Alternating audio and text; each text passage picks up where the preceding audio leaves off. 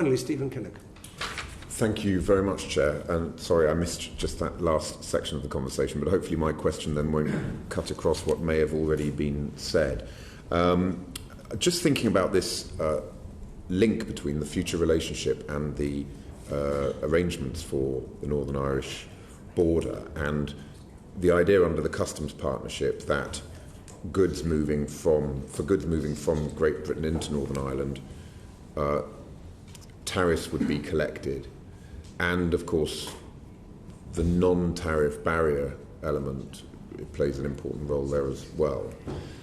Do you see that as for example, each time there is divergence in terms of tariffs or indeed non-tariff barriers, so all the paperwork that goes with it, do you see that as each time that happens, the joint committee would have to approve the gap, the agreed gap in tariffs or the agreed gap in paperwork, and what needs to be done to fill that gap, those gaps? Or do you think there's sort of automaticity in that it would simply be you would have a system set up, and once it's set up you wouldn't require the joint committee or any approval process, there would simply be a button pressed and it would happen automatically? How do you see that working? Okay, if we take the current terms as set out in the withdrawal agreement, there's two types of regulatory alignment. One is what we refer to as dynamic, and that becomes automatic.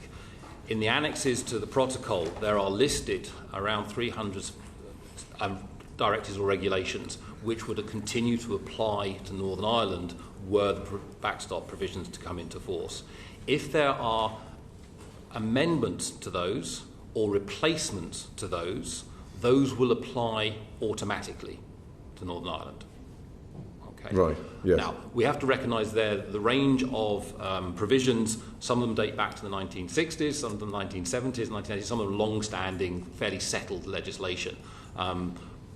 We don't know what likely changes there are in those spaces. If there are further EU acts, new EU acts, which the EU argue should be applied to Northern Ireland in order to maintain the free movement of goods, then it will be a decision of the UK and the EU in the joint committee as to whether those new acts apply in respect of Northern Ireland. That's clear. It's unclear, however, what would happen if the UK did not agree to the application of those new acts to Northern Ireland. The EU has reserved the right to take appropriate measures. Through the European Court of Justice? It's unclear. Possibly not through the Court of Justice, but it's possibly that there may be some safeguard mechanism introduced. A comparison would be with the European Economic Area arrangements, whereby if the EFTA EEA countries do not accept new EU legislation deemed applicable to the single market, then the EU can suspend in part or in full the operation of the EEA agreement. Interestingly, in the context of the withdrawal agreement and the protocol arrangements with Northern Ireland, there is no such mechanism provided for. My understanding is that there would be essentially political discussion about trying to find ways forward to mitigate the non-implementation or the non-adoption of those new EU acts. How often this would be the case is very much depends on the development of the EU acquis as it relates to the free movement of goods. I think we also need to be reminded there that the protocol arrangements in relation to Northern Ireland do not cover the entirety of the EU acquis with relationship to the free movement of goods. It is a stripped down version of it. So I think my guess at the moment is we would not see too much change there.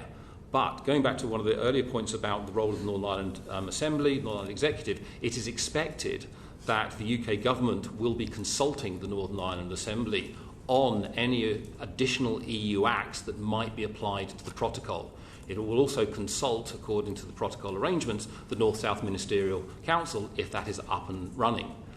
There will also be mechanisms in place beneath the Joint Committee, the so-called Specialised Committee, and a Joint Consultative Working Group, whereby the UK will be involved in discussions with the EU about proposals coming forward. A key issue there is how do you make sure that Northern Ireland voice is part of those discussions?